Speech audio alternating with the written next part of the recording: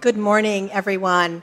I am Rebecca Riccio, the director of the Social Impact Lab at Northeastern University, and I am so pleased to welcome you to the third annual Social Impact Conference, Know Your Place, Unleashing the Power of Local Philanthropy, which we are very proud to be offering in collaboration with Associated Grantmakers and the Alliance for Nonprofit Management. This is the first time that we're bringing the Social Impact Conference to you under the auspices of our new Social Impact Lab, which also houses the Student-Led Experiential Philanthropy Education Program, Northeastern Students for Giving, the Social Impact Lecture Series, Teaching by Giving, a new capacity building program for philanthropy education programs across the country, and Giving with Purpose, the world's first massive open online course on effective charitable giving and civic engagement, in which students all over the country are nominating, assessing, and awarding grants to nonprofit organizations in their communities. When all is said and done, we will have awarded this time another $130,000 to communities across the country in partnership with the Buffett Family's Learning by Giving Foundation. There is still time to register for the MOOC. There are flyers on your tables that you're welcome to take with you. If you'd like to take the MOOC yourself or share it with your networks, it launched on Tuesday. The nomination process ends tomorrow, but people can still register to take the course and participate in the assessment process for another 2 weeks. So please feel free to share that with your networks. It takes a team to pull off an event of this size, and I would like to thank ours, the Brain Trust of Ramani Sripada from Associated Grantmakers, Jen Lammers from the Alliance for Nonprofit Management, and Catherine Tumber from the School of Public Policy and Urban Affairs here at Northeastern were absolutely critical to the conceptualization of today's content. The heart and soul of everything we do in the Social Impact Lab is Natalia Stone, so an enormous thanks to her for making everything possible. And we had a team of students who helped pull everything off today as well, including Zoe Johannes, Dana Bellinger, Rachel Shanley, Julie Donnelly, Christina Crowley, Gemma Bonfioli, and Franzi Newman. While I am saying our thank yous, a big one goes to the Arthur K. Watson Charitable Trust for funding this conference and the Social Impact Lecture Series. One of our goals for the work that we do in the lab is to bring students and practitioners together for shared learning. And so in addition to the Northeastern students here today, I would like to acknowledge the students from several other universities, including some who have traveled quite a long way to be here with us today. They're sitting at your tables, so please take advantage of the opportunity to talk with them about what the world of social change looks like from their perspective. They are here today from American University, Binghamton University, Boston College Graduate School of Social Work, Boston University, Brandeis, Michigan State University, Middlesex Community College, Wellesley College, and MIT. So thanks to all of the students for getting out today. A few logistical points to cover. We'll be in this room all morning and through lunch. If you didn't order lunch in advance, you're welcome to purchase it downstairs in the food court and then bring it back here. I'm encouraging everybody to please come back here and not get distracted by emailing your office and catching up on phone calls during the lunch break, because I'm so excited by what Orson Watson, who's representing the Funders Network for Smart Growth and Livable Communities, and the Garfield Foundation is going to be talking about today. So please make sure you get back here in time for that during the lunch break. Afternoon sessions will be held in breakout rooms one floor up. You can find the session that you chose on the back of your name tag, and we'll have students available in the afternoon to help you get to where you need to go. We're also hoping that you'll help us tweet the day and share the learning. Our handle is @SocialImpactNU, and our hashtag for the day is Local Philanthropy. And if you have colleagues who couldn't make it, but you think they might be interested in some of the panels later on, please share the link to our live webcast with them. That's going to be going on through all of the sessions for the rest of the day. I have been thinking a lot about the topic of today's conference because I was recently asked to justify the practice of local philanthropy in the United States when a dollar can go so much further in other countries. Now, you can't debate the math behind that assertion, and clearly we know that human life across the globe has equal value. But I see local giving and local philanthropy as something too deeply embedded in the social compact of this country to reduce to a transactional either-or equation. In fact, I see local philanthropy as a deeply held value, a trust that is not just about money, but about engaging in and taking responsibilities for our communities. Just think of what local philanthropy does to make our civil society civil. Local philanthropy funds the youth programs where young people acquire the skills, values, and confidence to dream big and take on the world's problems. Local philanthropy funds the organizations and events that bring us together and strengthen the ties that make strong, vibrant neighborhoods. Local philanthropy helps us celebrate diversity and overcome violence. It contributes to an economy in which people have the wherewithal and the sense of obligation to give at home and around the world. And as it is becoming increasingly clear that governments are not moving fast enough to find solutions to global challenges like climate change and sustainability, local philanthropy will help us start making the changes at home, in our own homes, in our neighborhoods, and in our communities that will help make the world a more viable place for future generations. I think one of the reasons I believe so deeply in the power of local philanthropy is because of the courses I teach here at Northeastern and the MOOC, Giving with Purpose, that I mentioned earlier. They engage students in grant making in their local communities, and courses like this provide the context and opportunity for students to experience viscerally the relationship between giving, civic engagement, and social change. And I see them carrying those lessons to work that they are doing around the world. Local philanthropy, when done well, can provide that kind of model and inspiration for everyone who sees it and experiences its benefits. One of the things my students realize right away when I tell them that they will be responsible for awarding $10,000 to an organization in Boston is that money is power, and with it comes responsibility. So in Massachusetts alone, just think of the millions of dollars that are bound by charters and trusts and mission statements and donor intent to be invested locally. So today, as we celebrate local philanthropy, I think we must also accept the responsibility to continually learn how to do it better. And today's panels will show us that there are many exciting ways we can do just that. We can start by rethinking what we mean by local. On the one hand, we can think of it more broadly, which is why we've deliberately included perspectives this morning from Massachusetts gateway cities to highlight both the needs and opportunities for making a difference that exist outside of Boston. And this afternoon, a panel will discuss how a cluster of cities working together was able to improve health outcomes. But we can also define local more narrowly, as we'll see this morning from a panel focusing on a relatively small district within Boston as a nexus for development. We can also recognize that local philanthropy can be more effective when it is aligned with other types of local investments, including public and private funding, as well as other donors' philanthropic dollars. A strategy that may require us to sit at different, bigger tables than we're used to, and to learn how to share success with others as donors.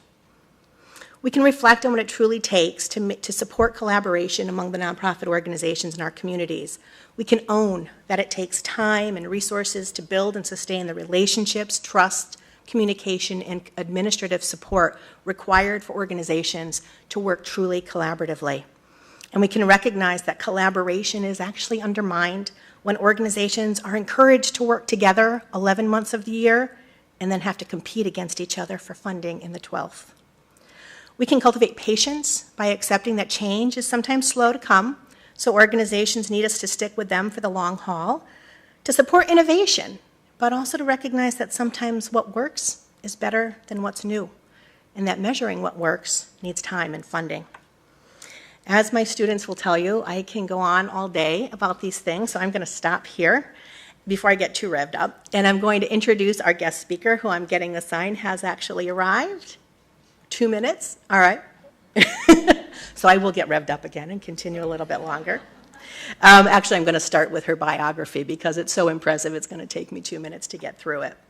Lisa Wong, the mayor of Fitchburg, is our keynote speaker this morning.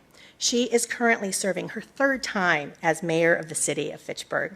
She was first elected to that office in November of 2007 at the age of 28. She's the first minority mayor in Fitchburg and the first female Asian American mayor in the Commonwealth of Massachusetts. Mayor Wong made fiscal stability one of her top priorities, even before the global financial crisis hit in 2008. During her first 2.5 years in office, she consolidated 22 city departments into 10, built up a stabilization fund from $20,000 to over $4.6 million, and balanced the budget of the city. As a result, the city's bond rating, a measure of its financial health, has increased twice. By managing more effectively in lean times, Mayor Wong has been able to lower crime, make significant capital improvements, and attract private investment. She is also a leader in conservation efforts, setting aside over 1,700 acres for permanent conservation and building parks and trails along the Nashua River. She's become known throughout the state as one of the most effective leaders in economic restructuring, environmental affairs, and redevelopment projects, and was recently asked to head the Gateway Cities Initiative statewide. I am in awe of what this young woman has accomplished, and I am delighted that she is here with us today. May I present, right from the freeway, Mayor Lisa Wong. Thank you so much, Lisa.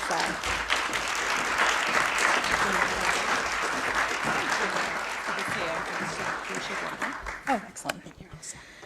All right. Well, good morning, everyone. If I'm out of breath, it's because I just ran from the parking garage. And I've also been binging on public radio for about 2 hours, so I have that kind of like far off feeling in my head.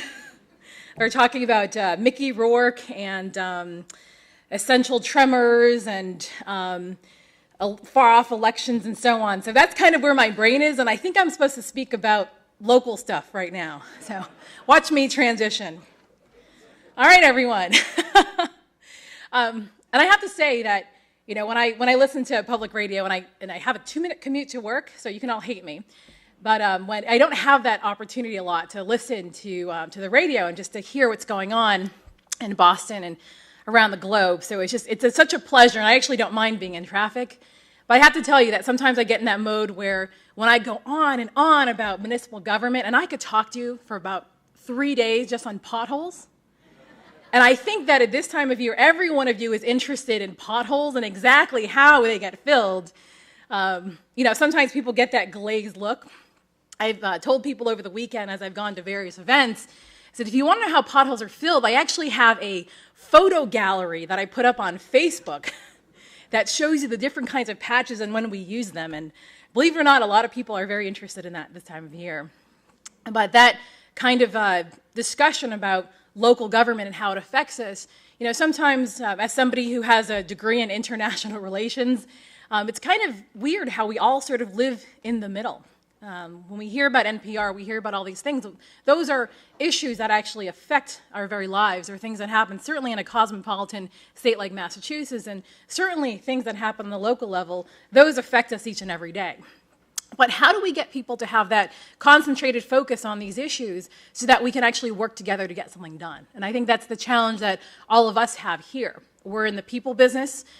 We certainly deal with trying to raise and mindfully spend the resources that we have to try and make some sort of public good happen. And that is harder than it sounds. I think my brief tenure as a nonprofit director was probably much harder than being mayor.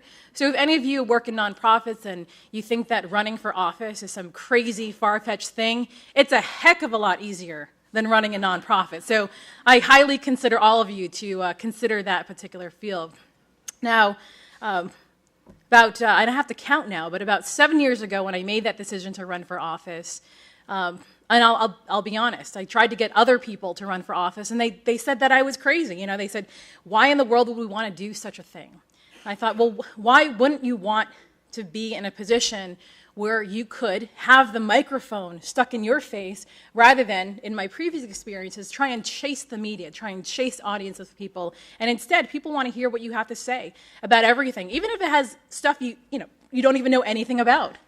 And on the way over here, I was telling one of my students and colleagues about how I just came back from D.C., and as part of one of my duties as the EPA Local Government Advisory Board, I was in charge of creating worker protection standards in the ag business. And I can tell you, I don't know about you, but I don't know much about the ag business. But I can tell you that as a local official, one thing I do know how to do is to reach out to other people, have conversations, and try and figure out the root causes of issues and how to create a solution that is fair and equitable to all.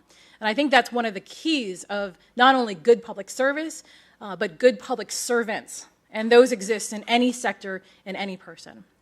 So how does one begin the journey from studying international relations? And I certainly had the opportunity after grad school to travel the world actually twice over about a year and a half, working on all sorts of campaigns, meeting all sorts of people, and then suddenly landing in local government. I can tell you that the people that I began to most admire, the first person I absolutely wanted to be exactly like was Madeleine Albright. She was somebody that was really at the forefront when I was in college, was the reason why I studied international relations. I really had my eye on Secretary of State, and John Kerry and I flipped a coin recently. He won, so I'm still going to be mayor, but I would say since then the journey has been actually going to all sorts of different places, seeing and experience all sorts of different cultures, but then having one commonality. Wherever I went, whoever I met, the people I admired the most had so little, did so much with it, and stayed in a community, whether it's a place that was an adopted community or the community that they had grown up in, despite so many obstacles, despite so many injustices, and they chose to stay. And I met people whose lives were in danger. I met people whose families' lives were in danger. I met people whose families were killed. Yet somehow they persevered. And many of them became local activists. Many of them ran for local office themselves. But for some reason, they just had this love of their community, the love of the people around them, that they wanted to make a difference. And I realized that as somebody who was sort of flitting from place to place, using my great, education that I earned here in Boston to try and help, that there was something that was very stark and missing from my professional and personal experience, which was to know what that idea of personal courage is. And you don't have to go overseas and go in these adverse conditions to know what that personal courage is. You can figure out what that is right here and right now in your own communities. And I can tell you that, I sort of joke about potholes, but it's incredibly difficult when you know that you could fill so many potholes with a lot of resources and you could make a lot of people happy.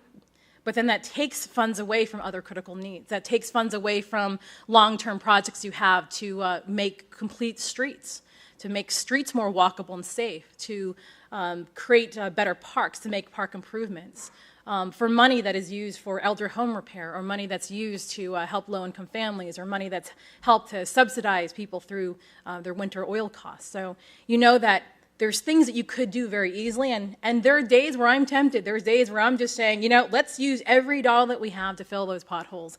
But then I realize that we have other important things that we need to do. And I think that's one of the things that we all struggle with, is how do we do so much with so little? Well, some of the answers lie in collaboration and partnership, and I think that's why you're all here in this room. It's hard to do things alone. It really is, and especially as mayors. And thankfully, one of the things that we realized early on is that there are like-minded people. There are like people. Just like there's people that I admired and wanted to be like all over the globe, there was people that I liked and admired all over the Commonwealth.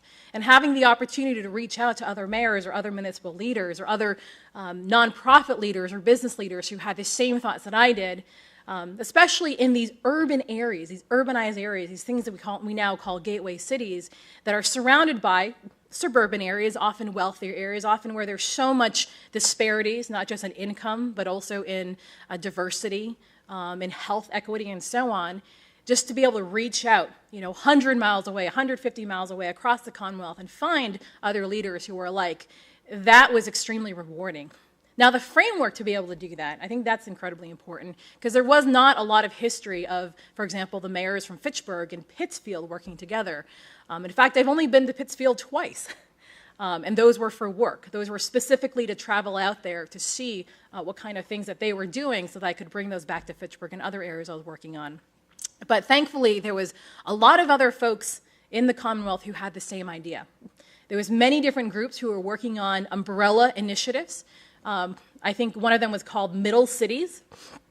There was another initiative called Forgotten Cities. I actually remember being invited to be the keynote speaker at the Forgotten Cities Conference, and they listed the forgotten cities in Massachusetts and forgot to put Fitchburg on there. So I thought, what happens when you're forgotten from the forgotten city list? I felt really special at that point in time. But as many of us mayors and all the different combinations of all of these different names were put on us, two have really emerged over the last 6 years. The first one has been the Gateway Cities Initiative. And the wonderful thing about Gateway Cities, it is so descriptive of the common history that we all have as communities, about being gateways to new immigrants, about being gateways to innovation, about being gateways to diversity and ideas, places where it's affordable to live, places where there are services that are available to the most vulnerable, places where you can grow up with, places where there are just so many wonderful things. And then most recently, the Working Cities Initiative, which is something that the Federal Reserve is looking at doing nationwide. And that I think really speaks to this business aspect, the fact that we were places where the majority of jobs were. And not only jobs, but jobs where you could walk to work, jobs where there was nearby civic organizations, jobs where people were able to work and band together to not only build a workforce, but to build a community. And what's really great about these initiatives is that it allows places like Fitchburg to thrive, even if people never even know that Fitchburg exists. So in some ways, even if people forget to list Fitchburg as a working city or a gateway city, we still thrive.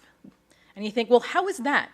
Don't they have to know who you are, where you are, who the mayor is, what your permit is, what your zoning is, and so on? And that's not the case. And primarily because as a collective group, many of these gateway cities, these working cities, have actually long been forgotten. And we need to market this as a group. So if we band together with Brockton, if we band together with Fall River and New Bedford, and each of us individually are just trying to get people to know our name, it's very difficult. But if we change the spirit and culture in the state and across the nation about how these smaller urban areas are really wonderful, they have so much social cohesion. They have so many historical, artistic, architectural elements to them. They have so many social organizations that exist that help band and bind people together. They're great examples of smart growth. All this smart growth we're trying to create, you can actually still walk. 80% of the housing in Fitchburg, you can still walk to public transportation or to a place of work or worship, instead of having to create those for lots of money elsewhere. So the special nature of these communities are really places that I think many of us have forgotten. I know my parents were the same. We moved from Boston to a suburb north of Boston, and it was near Lawrence and Haverhill. And I can tell you that even though I grew up in a suburb, I would always ride my bike and ride into places like Lawrence and Haverhill and Methuen, and those were the areas that I felt really at home. Those were the areas that I saw people that I knew. There was places that I could volunteer and feel like I was making a difference. And it was those kinds of places that many years later, I said, this is where I want to work. If I'm going to come home from, somehow try to figure out how to use my international relations degree and use that relevantly and locally, that I want to be in these diverse communities where we are dealing with immigration issues, where we're dealing with healthcare issues, where we're dealing with the very real effects of international trade, because they're affecting the types of industries that have thrived and no longer thrive in our communities, and we need to figure out how to transition so that we're not just finding ways to help people socially, but we're also finding ways, especially through these coalitions of gateway and working cities, to get people back to work, to get them into sustainable lives and careers and family structures and community structures. And the wonderful thing about that is that by doing this broad-based coalition, it's been amazing how many people have come to the table. I could have probably spent my full-time job just reaching out to organizations like yours and others to come to the table and to listen to us and to help us out. But instead, there's something about the spirit of these coalitions that have sparked so much interest about people no matter where they live. And even this upcoming weekend, we're going to be having a conference, a Teach for America conference. It's going to be in Lawrence High School. And I'll be speaking there with other mayors. But, I mean, all of these great organizations have somehow recognized that gateway cities are really places that all of us can really relate to, whether we've lived in one or not. It's aspirational to us, not something that we've forgotten, not something that we want to move away from, but something that we want to move towards because, again, we are capturing that positive essence of what Gateway City means. The latest initiatives that we're working on in Gateway Cities are, one is in education, and then the second, through the working cities, is really working on actually measuring ways to lift people out of poverty. So let me talk about the Gateway City education piece first. We've got Ben Foreman here who keeps us all in line. He's the Gateway Institute director for all of us and has provided great leadership for all of us communities to come together. So this really allows for students and teachers and community college directors and so on who actually came together and created this plan. Now, you guys have seen a lot of plans. It might not be a big deal to you. But how many education plans do you think have come down the line, both federally and statewide, that don't involve the local municipalities? In fact, a Gateway City education bill actually came down a couple years ago, and as far as I know, no mayors or superintendents of gateway cities were called or even formed. So there is a history of things being from the top down rather than the bottom up. But if that's the case, you can't point the finger at the state or federal government and say, what's their problem, when we at the local level haven't come together and said, if we have all of this knowledge, if we have a different way of doing things, then why is it that we haven't gotten together? Why aren't we knowing our power and coming together and figuring out a plan? And I can tell you that even though I had the great opportunity of having a great Fitchburg State University president who used to be the commissioner on education. So talk about having somebody, right at my doorstep. And he was there with the first round of education reform. He helped host meetings. He helped me really think about what the issue was. But when we brought people together over a series of a year or so, they actually came up with things that, I'll be honest, I never even thought of. There are things that I had even siloed in my brain as somebody who's been mayor for many years. So the major tenets of the education vision is that it's dynamic and that it's community-wide. So first, that sounds crazy, but I don't know about you, but many mayors or many municipalities will talk about the divide between city government and schools and how they compete for resources. So schools aren't seen as community-wide. Dynamic, I don't know about you, but it's hard to change things in education or any big systems. So certainly dynamic is not built in, never mind something that really describes the system over time. But through that, there are central tenets. One is that social and emotional wellness be a key part of that. Think about that, social and emotional wellness. How much is that even a part of your lives, in philanthropy, in the business sector? Or how much is that a stigma? How much is that if you're not fitting into a certain role, if you don't have this social emotional wellness, then you should be relegated somewhere else. Or maybe there's some very expensive program that can address these social emotional issues that you might have. Or why is social emotional always addressed as a deficit? Why can't we look at it as wellness? So understanding social and emotional wellness and embracing that as part of a community-wide dynamic education learning system, I think is very key to making sure that we have the most productive children who are ready to learn, who are ready to embrace all the things that we want them to embrace. Another central tenet is a birth through age 8 strategy. And you might think, well, what does that mean? Don't we have early childhood education? Don't we have full-day kindergarten in a lot of our schools? It's not enough, especially since those are areas that have been cut. So the local community are saying that we need to have a strategy for capturing kids at birth, if not before, working with young mothers who are about to give birth. And hold on to these kids and work with them, especially until the age 8. And I know a lot of teachers who will tell me that if kids have not been embraced by the age of 8, if they haven't had any sort of social wellness approach to their learning, then they can kind of tell where those kids might lead from there on in. Not that they've said, we give up on these kids, but boy, is it hard to really embrace what happens with these children. And then other tenets are things that I think are a little bit more obvious, which is having an education system that embraces diversity, actually understanding that it's not a one-size-fits-all. And the last tenet is actually connecting your education to a college track and a career track. I know somebody who said her son graduated valedictorian from his high school and then went on to Harvard and then graduated from Harvard and had no idea what to do in terms of a career. It was just always one foot after the other. Here is that big goal. graduate top of your class, go to an Ivy League school, but then there wasn't really a discussion about what to do with your career after that. So that's essentially the Gateway Education vision. And it's not a set of funding sources. It's not a set of policy changes. It's a philosophy. And if we all embrace those kinds of philosophies, which are coming from the actual communities, then I think we can all try and figure out how to change a system that might be more effective and actually might be significantly less costly. And I think that's our ultimate aim, but we're going to need everyone's help to buy into something like that. And we need to, certainly as mayor, I just need to break down the silos between the city government side and the school side, but I think all of us need to understand that this education vision is part of all of our visions. And just to touch briefly upon the Working Cities vision, and then I'm going to open it up to questions. The Working Cities is a great challenge that the Federal Reserve has put towards us. I don't know if you guys know about sort of urban renewal, where downtowns are redeveloped. There's sometimes billion-dollar plans that go into fixing streetscapes, demolishing buildings, attracting new office and retail, and so on. Think about that for a second.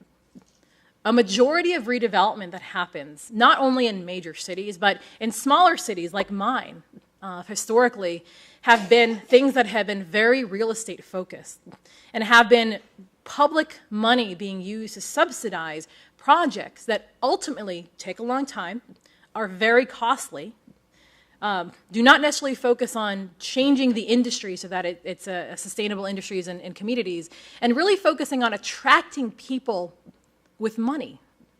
So using government money to compete for people with money to come in. There was a leadership conference a couple years ago in Massachusetts where I remember sitting in the audience and listening to the keynote speaker who said, "Hey, are there any mayors in the audience?" And my hand shot up. I was sitting right there. He said, "Well, here's my plan for your education system." He said, "Don't focus on education. You've got a lot of vacant buildings downtown. Turn those into lofts. Bring, young professionals into your downtown, and they will lift up your scores." I think I started mouthing off. I was so pissed off.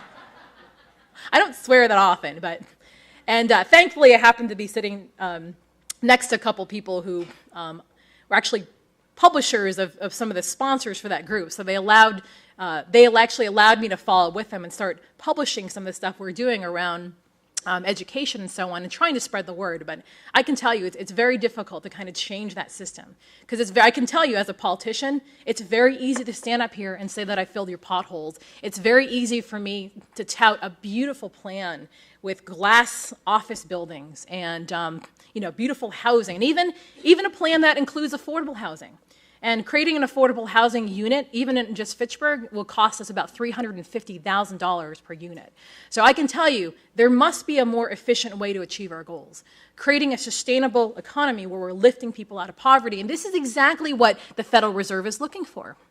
Because if they're saying, all right, Fitchburg, so you've lowered your unemployment rate, you've increased your results in terms of your schools, but you've done it because you've no longer made your community palatable for low-income people. You've brought in people who have a higher education, who have a job. That's how you've lowered unemployment rate.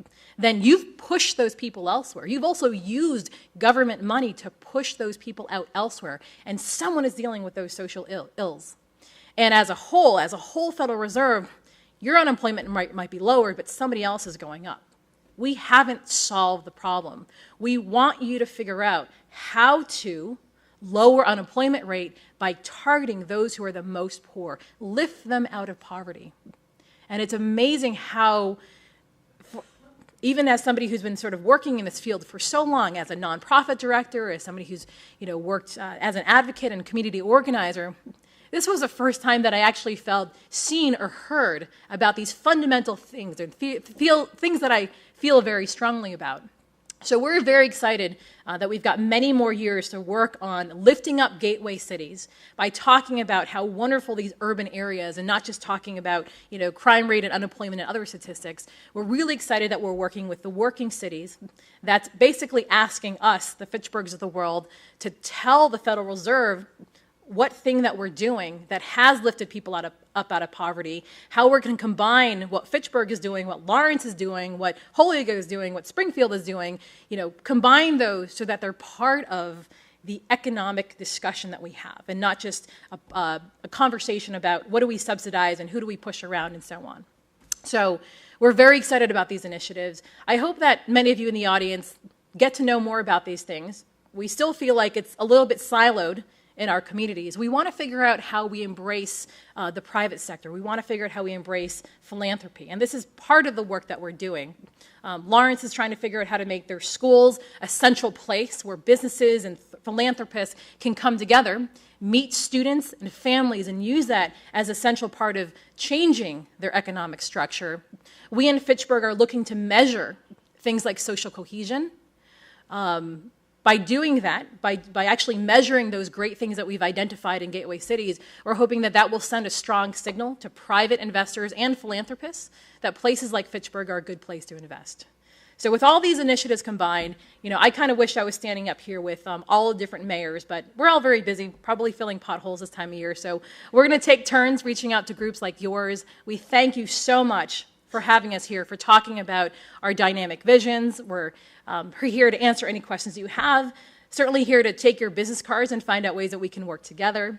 So with that, I think I've got about 7 more minutes, and I can open it up to some questions.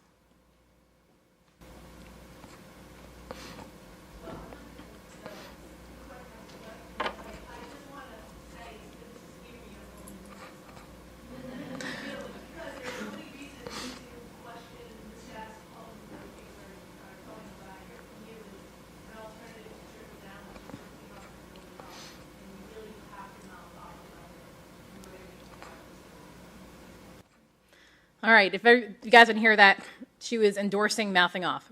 So I want to hear some more mouthing off from this audience. Come on, if somebody disagrees with me, you got to stand up and start heckling me. Yes? So I wonder if you can think about either Pittsburgh or other examples from some of these other cities. There we go. I'm wondering if you can reflect either on Fitchburg or some of the other gateway cities that you've been meeting with to give an example of some way that either the local philanthropic community or sort of new philanthropy individuals have made a difference and helped impact or move one of your strategies forward. So I'll give a very small example, and hopefully we can sort of capture the philosophy. I'm a sort of a statistician, so I looking at numbers, and certainly we can look at numbers like unemployment, but you can change unemployment and actually not achieve your goals. We started looking at things like health statistics, and we started looking at things like, we knew that we were actually number 16th in postpartum depression. Does anybody know what they rank in terms of postpartum depression in their communities? You should know things like that. I noticed that we were, second in childhood obesity, and I also noted that there was something that we actually couldn't measure. We couldn't measure the amount of domestic and sexual abuse that was happening because it was so underreported.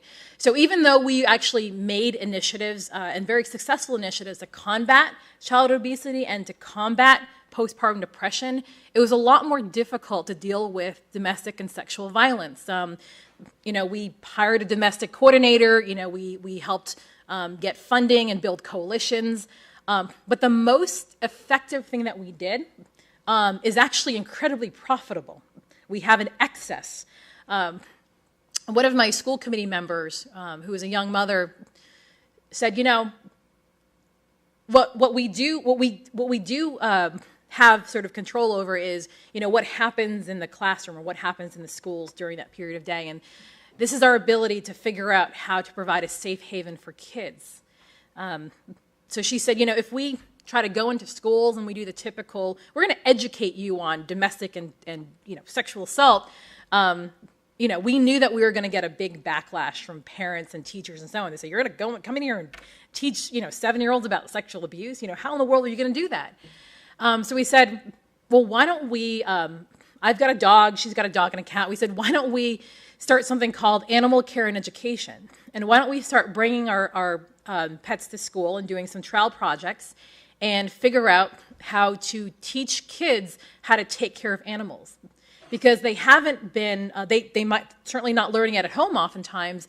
Where are we teaching them? Again, the social emotional wellness. This is bad behavior. This is mistreatment. This is wrong. This is the good way to do it. So we started small. We started with just a small group of people after school, and then now a couple years later, it's in every single classroom.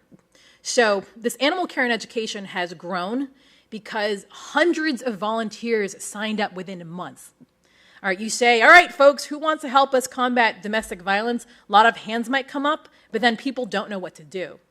All right, folks, how many of you want to teach people, especially kids, how to take care of dogs, cats, turtles, and all your hands are going to go up, and you're going to find a way that you can actually do that.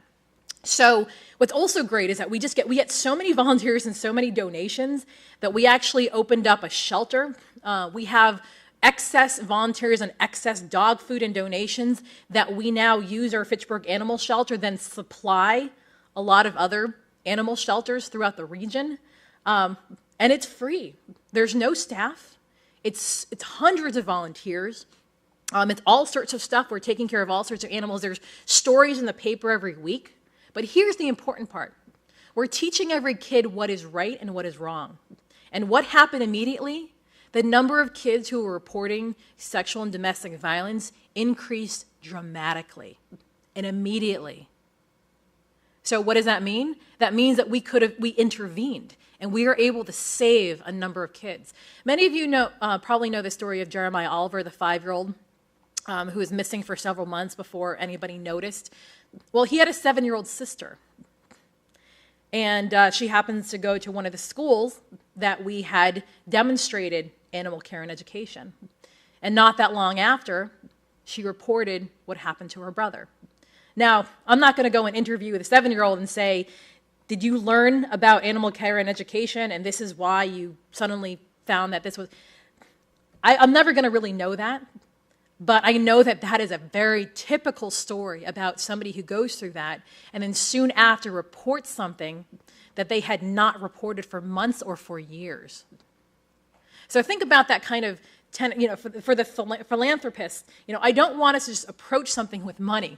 Like I said, this is making us money. We have more donations that we know that this animal care education has not only helped change the dynamic and environment for the kids, but it's also now become a philanthropist for surrounding agencies and entities. And we're looking to spread this concept and this model to the larger Worcester County and potentially even beyond that.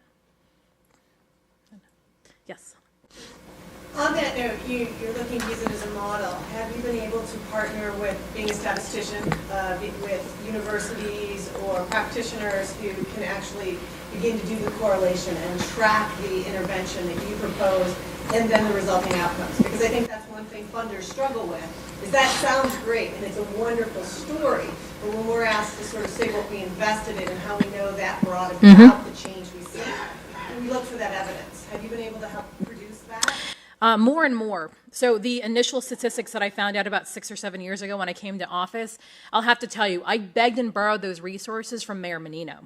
I heard that Mayor Menino was able to get funding and had a great public health organization that was doing this kind of work here in Boston.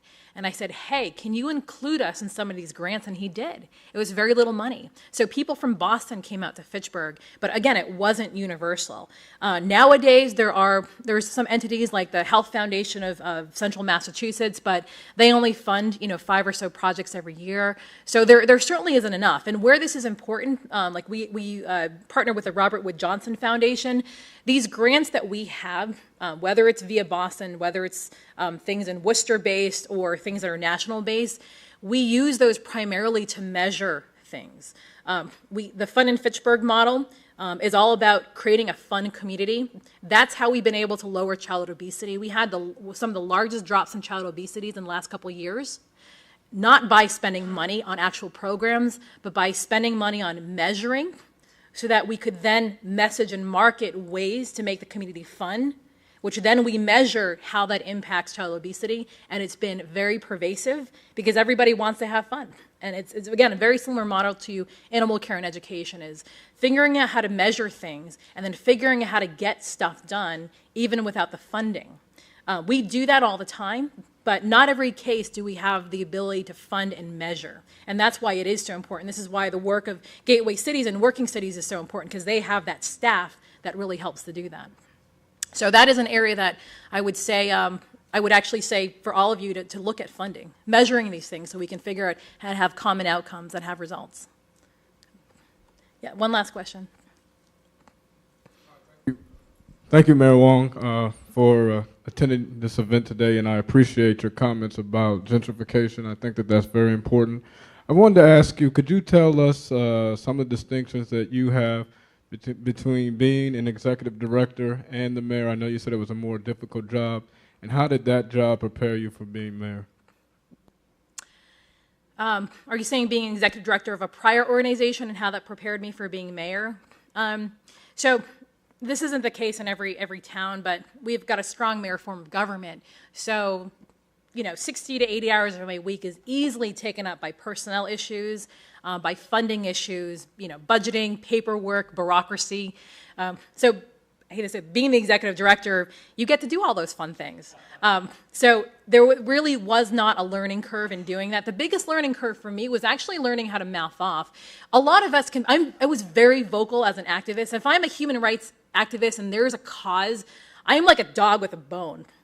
But you put me in a social setting, and I'm like, it's hard for me to talk. So when you're a mayor, you are in every kind of social setting, and you are the connector of everything. So whether we had a doggy graduation, actually, something for people with disabilities, to 5Ks for charities, to like meetings like this, you actually have to learn how to mouth off. And a lot of you might find that very easy in some sectors, but for those of you who are already inherently mouthy, I do encourage you to look at a field like this, because you are doing, I feel like I'm doing everything I ever did as executive director I'm doing, except I have to do it publicly and more vocally. And I also have to think more outside the box, because there is no one mission statement. You spend a lot of time doing strategic plans. As an executive director, you review, your values and your mission statement and so on. Well, every single day you're creating some, because you're adopting the values and the missions of all the people that are in your community. And also, one of the things that we do is we remind people that they have a mission and values, and they're not just sort of living their lives in their own silos. I think that's probably one of the biggest challenges. So. All right. Our panelists are convening and getting ready to come up. I wonder if I can ask you one last question, which is about these breaking down of silos and the power of philanthropy. One of the things I think that foundations can do really powerfully is to convene and to support ongoing collaboration and to recognize that kind of collaborative breaking down of silos, it can't happen just because we want it to. It needs infrastructure, it needs support. And I'm wondering if you can give us any examples of that, because that's not just about using your resources, it's about using your power to bring people together. That seems like such an obvious question, but it's very difficult to answer. How long do I have? The first nonprofit I ever worked for, I remember that I was working on campaigns, like human rights campaigns, and I remember going to a staff meeting and the executive director writing on the board, here are 5 mission goals and objectives. And number 1 was fundraising, number 2 was fundraising, number 3 was fundraising, number 4 was fundraising, and number 5 was campaigns. And then I remembered when I became a nonprofit director, I was like, oh, that totally makes sense. I was like, if we can't fundraise, we can't do anything. And then, it became, frankly, the tail that wagged the dog. And then when I became mayor, I realized you can't do a lot of fundraising as a community. I mean, there's not a lot of history of philanthropy coming into Fitchburg. There's not a lot of big businesses. I can't tax people more. They don't really have money. In fact, the kids in our school system are poorer today than they were 6 years ago. But they have some of the fastest growing test scores in the state. So I think part of it is just realizing that philanthropy comes in different forms, and that if I were a nonprofit director again, I would figure out how to reframe that. Here are top 5 goals. In fact, I probably wouldn't list them in that kind of order. It seems so narrow to have just a list of 5 priorities. I would probably have some sort of matrix that was more like 3D. I probably would have my staff get together with clay and like model out what they think the the mission and the goals and what they feel about, what we should be doing a lot more. That's kind of the role of us mayors, because we have to understand the political, the social, the emotional piece, the financial piece certainly can run shows. And I've seen mayors who have, above all else, looked at that financial piece and basically start cutting, core programs. So I want to figure out how, you as philanthropists can figure out how do you integrate social and emotional wellness, into what you do? How do you infuse politics in the purest form of sense into what you do? And how do you figure out how to be philanthropists by giving out your knowledge, sharing your data? People don't like to share data, but sharing your data with others so that we can all learn from each other. And when you guys figure that out, or feel free to invite me to that table, I would love to help figure out how to do that. Thank you. I have a feeling that you're going to be at a lot of tables in the next few years. Thank you.